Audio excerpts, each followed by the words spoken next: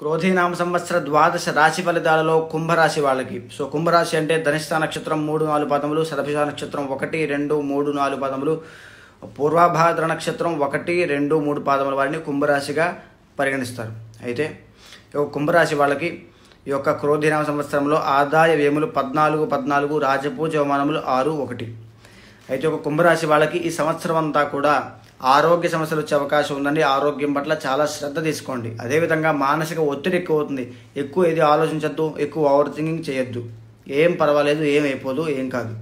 So ఎక్కువ ఆలోచించద్దు. అదేవిధంగా తర్వాత అప్పులు చేసే యోగం ఉంది. ఖర్చులు తగ్గించండి. ఖర్చులు చేసే కొద్దీ మీరు ఎక్కువ బాధపడే అవకాశం ఉంటుంది. ఖర్చులు తగ్గించండి. అదేవిధంగా పాజిటివ్ సైడ్కి వచ్చేసరికి ఉద్యోగపరంగా అభివృద్ధి కనబడుతుంది. వ్యాపార రంగం వారికి అభివృద్ధి కనబడుతుంది. రియల్ ఎస్టేట్ రంగం వారికి బ్రహ్మాండంగా ఉంటుంది. అదేవిధంగా రాజకీయ నాయకులు చాలా జాగ్రత్తగా ఉండాలి. విదేశీ యోగం ఉంది ఈ యొక్క కుంభరాశి వాళ్ళకి. నూతన ఉద్యోగ ప్రయత్నాలు చేసే వాళ్ళకి కూడా చాలా అనుకూలంగా ఉంటుంది. ఎటు వచ్చేసరికి ఆరోగ్య ఇబ్బందులు చాలా తీవ్రంగా ఉంటాయి కాబట్టి ఆరోగ్య ఇబ్బందుల కోసం శనీశ్వరుడికి జపం చేయించి హోమం చేయించండి. నవగ్రహ ప్రదక్షిణ చేయండి. నవగ్రహ ఆరాధన చేయండి. కుంభరాశి వాళ్ళు ఈ యొక్క ప్రాబ్లమ్స్ అన్నీ సార్ట్అవుట్ అవుతాయి.